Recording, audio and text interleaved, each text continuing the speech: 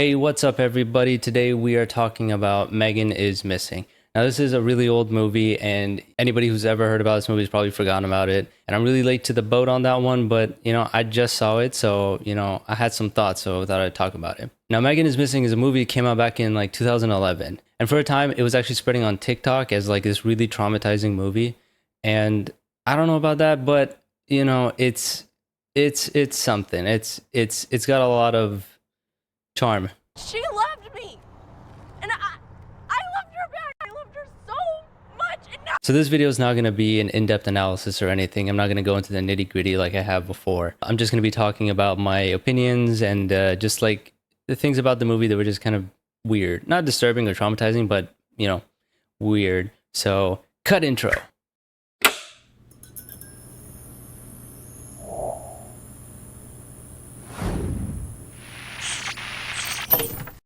Now, I do have to provide a little bit of a warning. This movie does contain some topics that are a bit unsavory. So if any of these topics make you feel uncomfortable, then, this is what the movie has. So, this is what we're going to talk about. And if you don't know what these are referring to, well, then maybe click away because this isn't the channel where you're going to learn about that, I hope.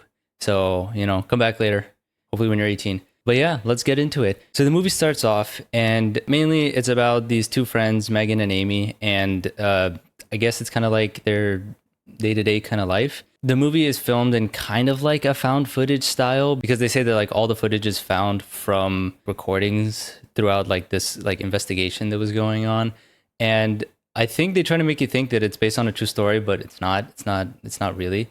It's not based on anything. It's based on like, people going missing, but that's such a general topic. That's like saying the Lord of the Rings is based on a true story just because it has like war in it. So, but that being said, the movie was filmed on a low budget, and you can tell right away. And that's what made me think that this was maybe filmed by like a student or like an indie group. But I don't think that's true. So the director of the movie, Mr. Michael Goy, I think it's pronounced, he is currently 66 years old. So when this movie came out 14 years ago, he was 52.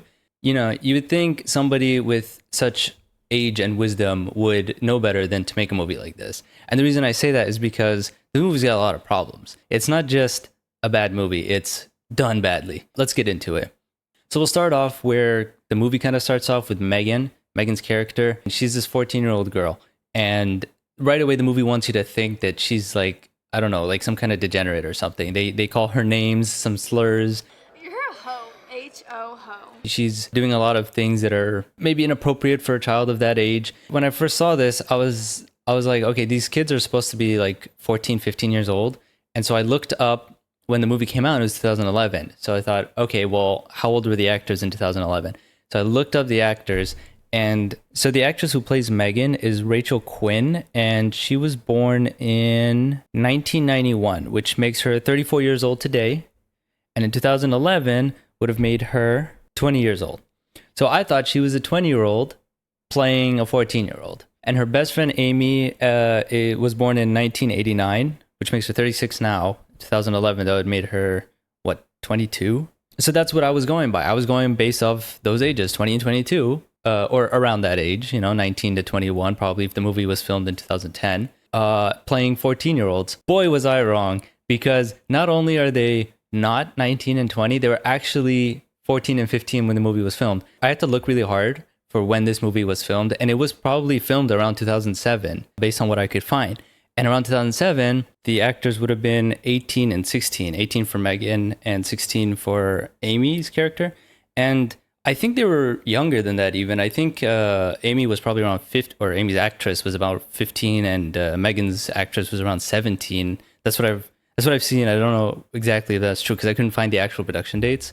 But, either way, still weird. They're super young, minors. And the kind of things that are portrayed in this movie, are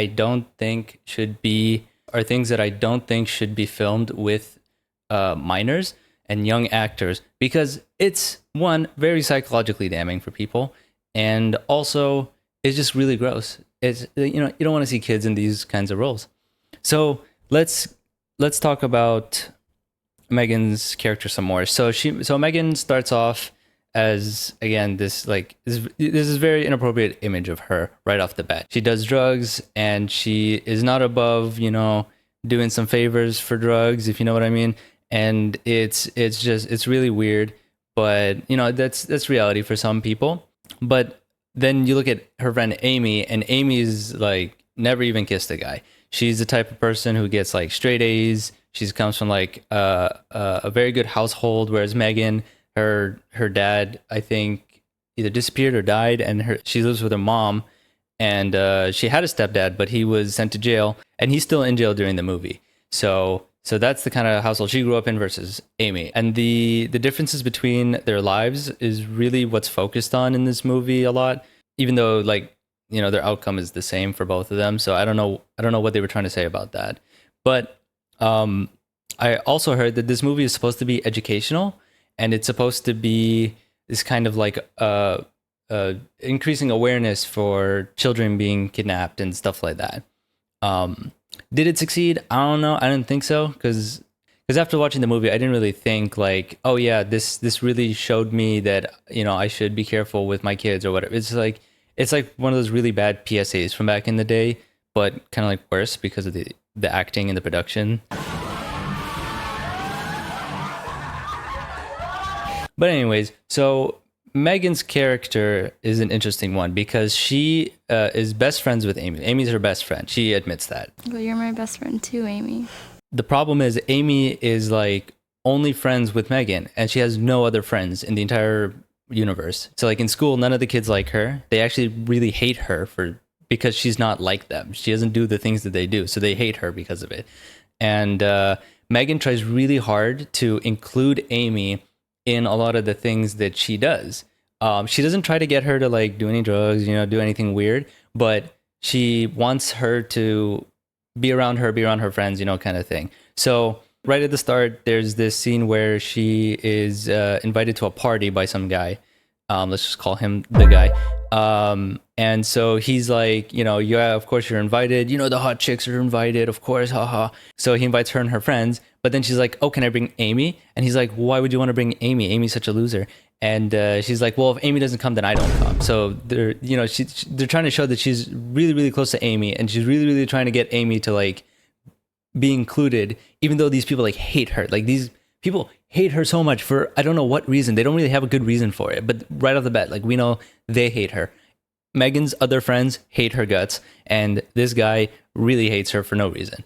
I think it's just because she's ugly, but so anyways, she convinces him to let her come to the party. They get to the party, and first of all, it's a $10 fee. He's charging these girls, and everybody, I guess, he's charging these people $10 a pop to get into the party. And right at the front door, he reminds Megan that because she invited Amy, she owes him a favor. And it's really gross, really weird scene, whatever. They come into the party, and the party scene is awful. Like they're in a house that looks like it's been abandoned. It's been used as like a crack house. And there's no furniture, there's nothing going on, there's like really bad lighting in the entire thing. And then as the party goes on, like the people that were there kind of just start disappearing, which is I guess normal for parties, people leave. But the house just is so weird because it just gets empty, and like you can really, really tell how empty it is because there's no furniture, there's nothing in this house. There's just these people that are like drinking and partying and whatever. And these are supposed to be like younger kids. I assume they're all around Megan's age. And so they're all probably around like 15ish, 14ish. Where did they get all this alcohol from? Who is buying this for them? Kids get up to things, but like, whose house is this? Whose house are they even in? Is this just a house they found and they're just like using it? I don't know, because clearly no one lives in it. There's no furniture. The night goes on, they're all getting wasted. And even Amy, goody two shoes, is chugging down the beers. She gets really drunk. She gets into a fight with a guy because he tried to come on to her, and he punches her, and no one does anything about it. Like, I think some people actually laugh at her because she got punched. And she just kind of like walks away, and she goes and looks for Megan, and Megan is... why was this included? This was so unnecessary. They didn't need to show this. They show her performing favors for this guy, and she like pushes Amy out of the room and closes the door, and like the cameraman who's filming this whole thing, by the way, this is being filmed by a guy is holding a camcorder filming all this illegal activity, and he walks into the room, they close the door, and it's just like, it's really gross. And it's like, okay, granted, these are things that happen in real life, but it's like, why do I need to be shown this? And I'm not a prude in any way, but because of the age of the kids and the actors involved in this, it just makes it more unnecessary to see these kinds of things. And it didn't really add anything to the story to be shown it, because we kind of already were hinted at these things happening, or that they were going to happen because of the conversation with Megan and this guy. We didn't need to be shown it. It's just, there's a lot of clips like this, but it's just like, it's kind of unnecessary. There's also this one scene where Amy kind of like pukes on these girls who are making out, and I laughed so hard because I was like, this is like, it was nice. Golden. These are the same two girls who hate Amy, and later in the movie just like give her a lot of grief. And just even at the moment, just seeing them get puked on, I know it's gross, but it was just satisfying because it's like kind of comeuppance, even though like if it had been later in the movie, it would have been even better. We got to later in the movie, Amy's talking to Megan, they kind of blow over it, and there's a lot of shots where they're kind of just like FaceTiming each other. And I don't remember in 2007 if FaceTime was really a thing, but also, I don't think it was, but also, why is it being recorded? Like, all of the scenes that we see, most of them are actually from like recordings between Megan and Amy, with them FaceTiming each other. And I don't know, I wasn't really like, even when FaceTime was a thing, I wasn't out here recording every FaceTime interaction I had with my friends. Like, this is weird. I don't know, maybe it was like over Skype or something, but like still, no one's filming this. So I don't know where this footage is coming from, but movies got to find a way to film itself somehow, right? So we can tell that Megan and Amy are pretty close, and like I said, Megan is trying to include Amy in these things, but it's so weird that they are friends, and even in the movie, I think someone brings it up where they're like, why are you two so close? And I think the only explanation is that Amy kind of keeps Megan grounded, because she's like so normal and stable in her life, even though she later admits she wants to grow up to be more like Megan, and Megan wants to grow up more to be like Amy. So I think Amy is Megan's inspiration for kind of like, oh, I could have a normal life. I could be, a better person, that like the person that I want to be. And Megan is just really cool. So Amy's like, I want to be cool and popular. And so there's that. But anyways, the movie really kicks off when Megan meets Josh, and Megan meets Josh through her friend, I think Lexi was her name.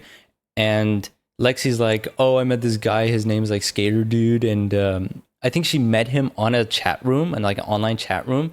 And she's like, I think you'd really like him. And she shows her this picture of him, and gives her his contact info.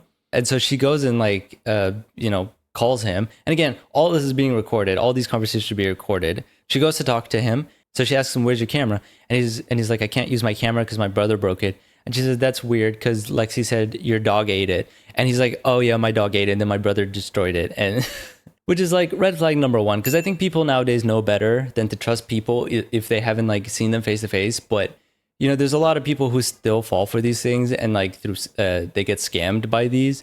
There was a show, I forget what it's called, but I'll put the name here, I'll look it up later. But it's all about these people who like think they're dating somebody, and they get catfished. And they get scammed because they think they're dating somebody, and it turns out it's not really the person they think that it is. It's somebody who's just trying to get money out of them and whatever. But anyways, besides the point. So she starts talking to Josh, and the whole time they're kind of like flirty and trying to be cool and suave. And the whole time I was thinking, this movie, the actors sound like they're a bunch of 20-something-year-olds that are acting like teenagers. So your cam is broken, huh? Yeah, my fucking dog chomped on it. I thought your little brother broke it. Yeah, he did, and then my dog took a swipe at it too. Wow. Sucks to be you. And I thought, well, that kind of makes sense, because they are older and they're pretending to be kids. But then you find out that they are kids, especially like Megan and her friends. They are kids, and they still just like talk like they're adults pretending to be kids. And I was like, this is, no hate to the actors, but like, I feel like they could have been given some more direction in their acting. But anyway, so she agrees to go out to a party to meet with Josh. He says he's going to be there. So she's like, all right, maybe I'll show up. And so she gets ready. So when she's getting ready, they're still filming her getting ready. And so she pulls out like her skirt and shirt and whatever. And then that's when the video cuts out. And I'm like, was Josh still talking to her? Because I don't remember her like hanging up. There was no like hang up sound. There was no nothing. So was he still watching? Like, was she still recording? Like, I don't know. But she goes to the party, and then she calls Josh later, and she's like, where were you? You didn't show up to the party. And he's like, no, I was there. She's like, no, you weren't, because I was there for 4 hours waiting for you, and you never showed up. And I'm like, girl, you waited for 4 hours for a guy who didn't show up? Like, if you didn't want to be at that party, why didn't you just leave? Like the whole reason you went was to meet somebody, and then they didn't show up. So why didn't you just leave? But anyways, he uses the excuse that he was there and he was watching her the whole time. Like he could see her the entire time, but he was just too shy to go up and talk to her. And she's like, well, if that's true, then what was I wearing? And he describes her outfit. But like, again, I think, excuse me. So he describes her outfit to her, and she's like, oh, I guess you were there. And again, I think he was still watching after they hung up, but I don't think they actually hung up. I think that he was still watching. Like, so he saw her outfit. And so that's red flag number 2. Like, this person, you still haven't seen his face, go to a party and he doesn't show up and says he was watching you the whole time for 4 hours. 4 hours he's watching you at this party and didn't talk to you. She said she went around the entire party and didn't see him. I don't understand how that works. Like, how do you go to a party and you ask for a guy? Like, oh, is Josh here? And everyone's like, who the hell's Josh? And that doesn't set off any red flags. And yes, that's probably the scenario because, again, Lexi met him at a chat room. So it's like, no one really knows this guy, right? Because like no one here at like the town knows of him, right? Surely? So you go to Toland? Yeah, when I go to school at all. They do at Alton too. Especially because of like what happens later. But anyways, so he convinces her to go out with him again. So she says she's going to the movies later with Amy. And then she's like, meet me after the movies. And he's like, I don't really know about meeting with your friends. And that's red flag number 3. Dude doesn't want to be seen in public with you, with people that you know. That's a red flag. That's weird. Also, why are you planning dates with somebody who, again, you've not seen his face yet. You've not verified who he is. And I think this is where the movie kind of tries to be a little bit of a like educational movie where they're like, make sure your kids aren't talking to weirdos online and like, you know, planning meetups and stuff. But I feel like in 2011, maybe that was a thing that was more stressed on. But like nowadays, I hope people know better than this because of how many times this has like led to negative consequences. But here's my PSA. Don't go out with people you haven't met before. Definitely meet them in a group setting. First of all, make sure your friends are there, especially if their friends are there. And yeah, always meet in public. Always meet in public, at least for the first 3 or 4 dates. Go somewhere where there's a lot of people. Go somewhere where a lot of people are going to see you.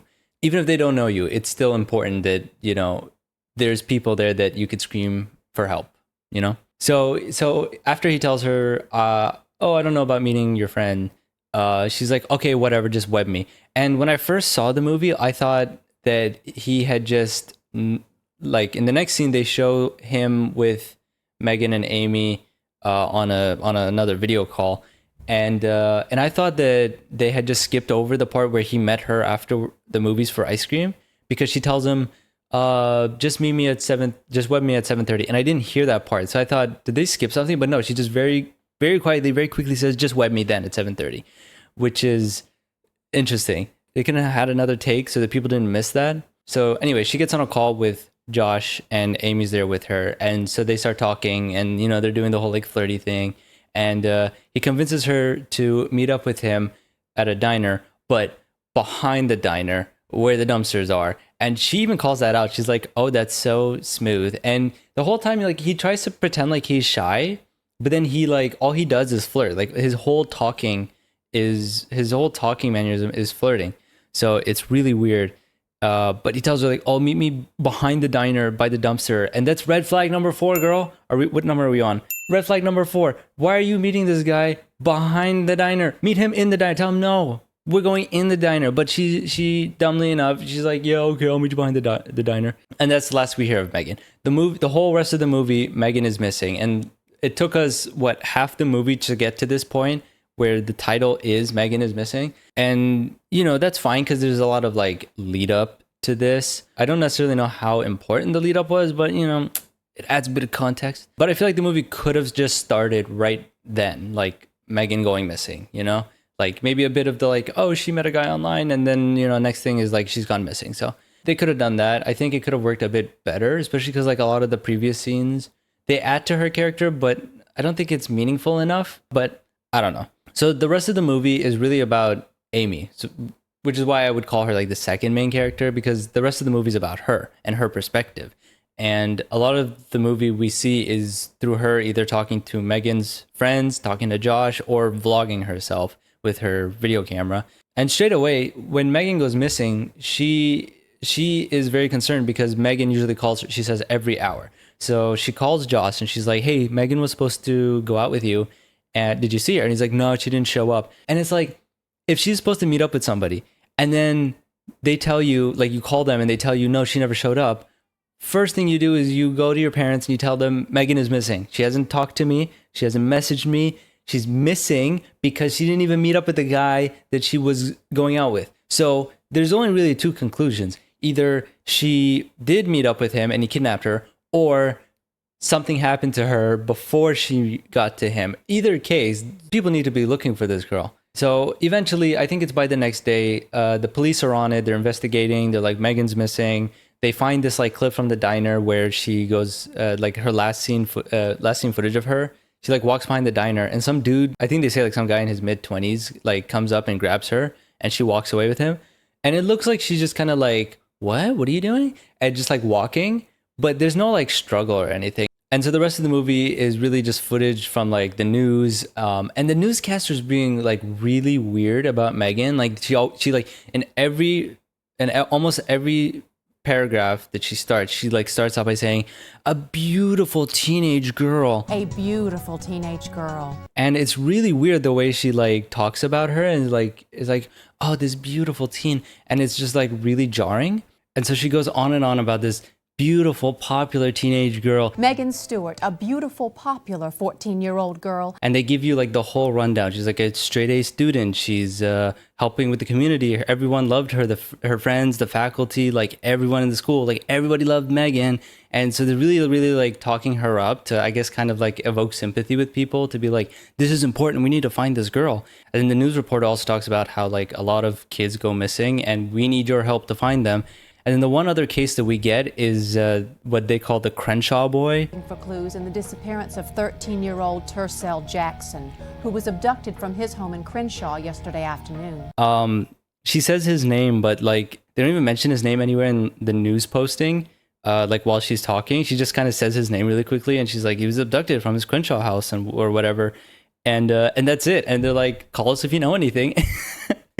And I think this is supposed to be like pointing to the fact that like some people get like a lot of attention when they go missing, and some people kind of just like, oh yeah, they're missing. Let us know if you hear about them. And it's just like kind of weird, but maybe that was the point. Maybe they were really just poking the fun at the fact that that news reports are really weird when it comes to like certain victims versus other victims. But anyways, that's there, and it's really weird. And the other thing is the news reporter also mentions that she was hanging out with her, gone missing when she was hanging out with her friends. But that's not really the case, because we know she was going to meet Josh. And the news reporter also mentions that Amy was going to meet someone named Josh, or AKA Skater Dude or whatever. And so they have a lead. They know that she was going to meet specifically Josh. And yet there's nothing in the movie that suggests that they like ever tried contacting him. Because if, let's say, somebody were to kidnap a child and they were using the handle Josh, Skater Dude, what would you think the first thing that Josh would do? Obviously, he would delete his account, right? He would delete all of his online stuff and like get rid of the whole like Josh persona, because it's not his real name anyways.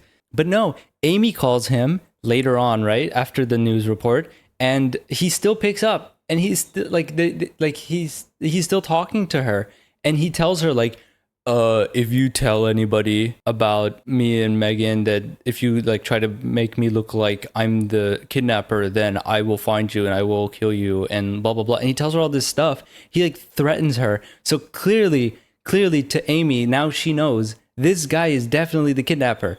I don't think he admits very clearly that like, yeah, I kidnapped her, but it's very obvious from the way he's talking and the way he's threatening her that he's a kidnapper. If anything, the police should be following that lead. They should call him, or they should like, do some sort of search. I don't know. I think there's something that they could do, get the FBI involved and like find Josh. Like, he's your number one suspect. Find Josh, for God's sakes. But yeah, so it doesn't really lead to anything. And then we get a bunch of clips of Amy doing like vlogs, and she talks about like how, oh, Megan's my best friend and I'm really gonna miss her. And she talks about like all her like dreams and stuff that she wants. And the way she talks about it is she kind of like glamorizes the fact that Megan was kidnapped and kind of makes it more about her, like, oh, my friend and this is like within a couple days of her getting kidnapped too. And all the shots of her is her going, oh, my friend was kidnapped, but I'm trying to live my life. And then she shows us this clip where she's like walking on this like trail, and she has this secret place where she hides this like old teddy bear of hers in like the bushes, and she goes and she grabs it and she's hugging it, which gross. It's probably covered in like bugs and dirt and stuff, and she's like just holding on to it, which is really weird. But yeah, so she's sitting there, she's smiling and she's talking, and she's not talking like somebody whose friend was just kidnapped. And yeah, it could be trauma, and it could just be like her coping mechanism or something, but it is super weird, especially because she's filming it and like recording herself doing all this, like almost she's like, oh, I'm the star and I'm filming this for I don't know who, honestly, like the audience of one. Really weird. But then we get a clip of Josh in the background, and you don't know it's Josh, and you might miss it if you don't really pay attention, but there's some dude who's like kind of like watching her, and he knows about her, he knows where she lives and everything, and he really just like so who else could it be, and so he's there and he's following her and he knows her whereabouts. And even though her friend was just kidnapped and she was threatened by the kidnapper, she still goes out and just walks around these places. Like, this place has no people around, it's in the thickets. She should have known better, right?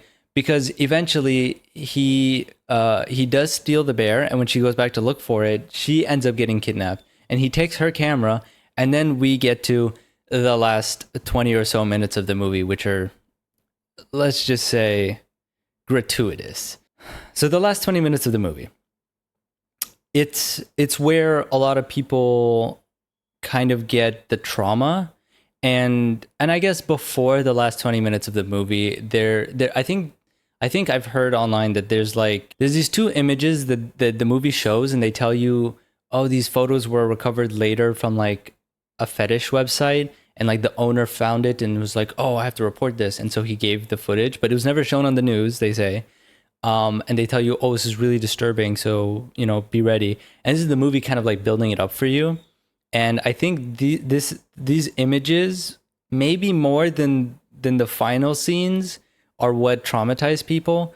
And it's two very graphic images of Megan kind of stripped, and she's in this like torture device. And the photos are so unnecessary. I know that they're there because it's a shock factor kind of thing. It's meant to make you go, oh my God, But if you remember that this was an actress that was put in this torture device and taken pictures of her, and again, a very, very young actress, it becomes so much more unnecessary when you see it. And I'm not going to show the photos because they're so unnecessary. But I don't know. It's like, if you think about like what were the reasons that the director decided to put it in the movie, it's like the only reason is for the shock factor. And I've seen a lot of disturbing movies, and I guess I'll talk about this a bit later. But the key thing about these disturbing movies is they want to evoke shock and disgust in the audience, and that's kind of the crux and the only like novel thing about the genre. It's meant to make you go, here, it's like, here, look at this thing, isn't this weird and gross and like really disturbing? But then we get to the last 20 minutes, and this is after Amy gets kidnapped, and the kidnapper is using Amy's camera to film some of the things that he's doing to her. And so he like kidnaps her, and he takes her down to this like sewer looking area. And so after he kidnaps her, he locks her in this cell, and he has like chains around her neck and everything. And the first time we see her, he actually like opens the cell door and shows her again stripped. And obviously she's just like pleading for her life, and he's just like kind of like teasing her and stuff. it's kind of shocking, but it's also like, why would he be filming any of this? Like, it's so asinine, especially because the reason we're seeing this is because it's part of the investigation, which means cops found it. And they show you actually the cops found the camera in a garbage can. And I'm guessing the SD card is still in the camera, or whatever, the recording thing is still in the camera. And so like, why would he record all of this and then give it to the cops? His voice is in it. He doesn't show his face, but his voice is in it. The place where he does it, all these things, is in the video. And he just like, he throws it in the garbage can that's right next to the place where he kidnapped Amy. That's how the police find it. And it's just a really weird thing for someone to do in that situation. But they and so the movie goes on and they show him doing like some weird things. And then there's a really uncomfortable, very, very uncomfortably long scene of him, Amy, and this is nothing new to the disturbing film genre. And the more I don't know, the more like it's always gross and disturbing, but the more I've seen these kinds of things in disturbing movies, the more I think of just how unnecessary it is, because these are things that in a lot of movies are implied, and they're just as unsettling and horrifying when they're implied. So it makes me think, what is the need to film and show these acts being perpetrated on people and put it in a movie? Because the actor themselves is, I don't know, I feel like if I were to film a scene like that, I would be traumatized. I would be like, wow, that was horrifying. Like, like you can call cut at any time, but the whole point of it is you're acting out something that's out of your control. So how do they know, for example, if you're mid filming, how do they know if you're calling out stop filming, or if you're just, playing the victim and, acting the victim in the movie, and I'm sure they have safe words. I'm sure hopefully they've got some kind of psychologist on site, but it still just feels more and more unnecessary to be introduced in a film, especially again when there are children involved. Children don't need to be present during these things. And I heard that I think it was when they were filming Amy's scene, Megan, they made a point that was like Megan wanted to be there and she was more comfortable with like Megan being there, the actress, Rachel Quinn, I think her name is. Or vice versa. It was like Megan's scenes and Amy was there to kind of like be more comforting and whatever. And it just like, it goes to show you more that like, these are things that like affect even the people who are acting in it, and they're going to affect the people who see the movie. And it's like, it's so unnecessary. It's kind of like in the movie, it's like in that movie Cannibal Holocaust, there, like that movie's got a lot of its own gratuitous scenes, but, the one I think, which is surprising to me, but the one that you hear a lot more about is in that movie, they unalived a lot of animals during filming, and they weren't props, they were real animals that the cast was filmed unaliving and opening up and all of that. Like there's a turtle, like a really big turtle, which I assume is like a really old turtle because of its size. And it's just like, you think about that and you're like, that's unnecessary. Like you could have used a prop, especially because in other movies where they do harm animals, they do use props and they do use suggestive things rather than implicit like footage of the things happening. And so it's just so unnecessary to show the actual thing, but then, I feel like there's certain lines where it's like, does this need to be shown? Does it serve anything in the movie that you couldn't get by implying it instead of showing it, And anyway, so we get to the end of the movie, and at the end, so Amy's got Stockholm syndrome all of a sudden, and I think it's because he gives her teddy bear, and I don't know, but she's all like, "Are you gonna let me go? Are we gonna leave now?" And she's like being all like friendly to him instead of like running away when she has the chance, or fighting him, because like he takes off her shackles, so it's like, girl, run. And he tells her, yeah, we're leaving, and I just need you to get in this barrel. And she's like, okay. And he opens up the barrel and you get this shot of Megan, who is deceased. And they really went ham on the makeup. And the director made it a point. He was like, I want this to look as realistic and decayed as possible because she's been there for a while, you know? And, you know, Amy goes crazy and she tries to run away and she runs in like the wrong direction. I think she runs to like a dead end instead of like, you know, out of there. And then the camera drops and, you know, she gets shoved into the barrel next to Megan. And this wasn't like a prop. This was like the actual actress, Megan, was in the barrel. I don't know if they were both in the barrel at the same time. I wouldn't be surprised. But yeah, so he ends up shoving her into the barrel. And then they show footage of him digging a hole and throwing her in and then covering it up. The movie overall, I think I'd give it, I don't know, 1.5 stars out of 5 because the acting's not that great. The directing's not really that great. The shots aren't that great. It's really confusing because, again, the shots are of, a lot of the shots are of conversations had over, I guess, like something like Skype or whatever, or MSN Live, or I don't know. And it doesn't really make sense. And the characters, they try to give them a bit of depth, but really the only one who has any depth to her is Megan. And it's like so surface level. It's I don't know. It's like you don't really get to know her, but you get to know of her. Almost like if you were to hear about a person rather than like talk to them and get to know them. You know what I mean? So like all the things that she tells Amy that we learn about her is kind of just like, you know, story time. And then you get to see a couple of clips of her and like, I don't know. It's more of like filming that makes you get an idea of somebody through their actions, but very like overtly. There's nothing subtle. There's nothing that you could like, I don't know.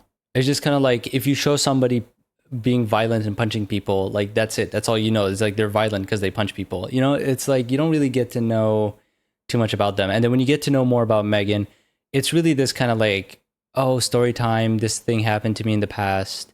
Things that are like really, really like awful. There are things that kind of explain more about her and it gets you to know a little bit more maybe about her mindset. If you kind of know people like this in real life who've gone through similar things, maybe you can connect the behavior to the history. But again, that's only if you've met people that have gone through the same thing. And that's only if these people have also turned out the same as Megan, which is why I feel like it's very surface level because it's like, oh, here's a thing that happened to her in the past, and that's why she acts the way she does now. And it's, I don't know. It's kind of like, to me, it feels a little bit more unbelievable. And then there's a lot of the scenes are just like very gratuitous and like a lot of them are necessary, especially because they're, again, filming with kids. There's another movie called The Kids that also does kind of like the same thing, but was filmed a lot better. The actors were phenomenal, first of all. All kids, all phenomenal actors, but the scenes that they put them in are really, really inappropriate and unnecessary. But at least you can say it was filmed well. At least you could say that the filming was done well.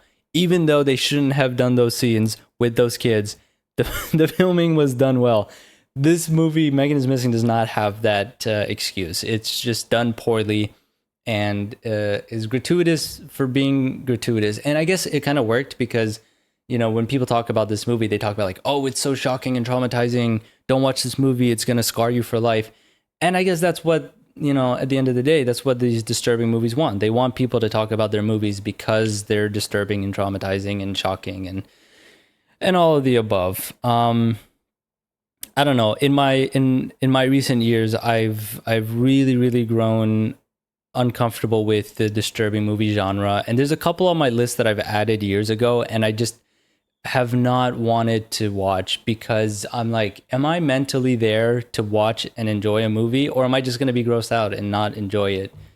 And and again, like I've seen a lot of them. I've seen Human Centipede. I've seen Cannibal Holocaust.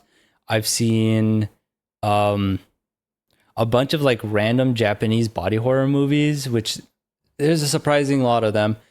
I've seen The Terrifier. I've seen a Serbian film. Like I've seen a lot of them, and they're not all great, and they're not all, you know, something that I would ever recommend people watch unless you just want to be grossed out, I suppose. But I guess that's what the genre is there for. So, yeah, those are my thoughts. Let me know if you've seen any of these movies. If you've seen Megan is Missing, let me know. What did you think about it? What did you think of, I guess, the inclusion of certain scenes? Keep it PG. Keep it PG. We're not trying to get flagged by YouTube.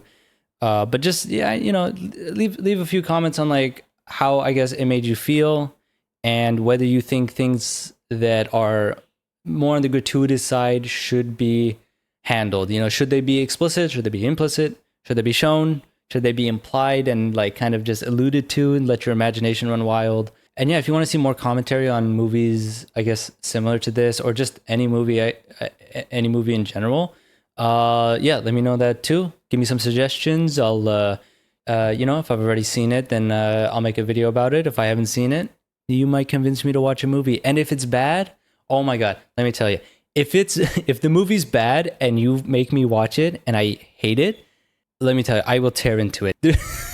There's nothing I hate more than like spending 2 or whatever hours watching a movie that I just could not care less about.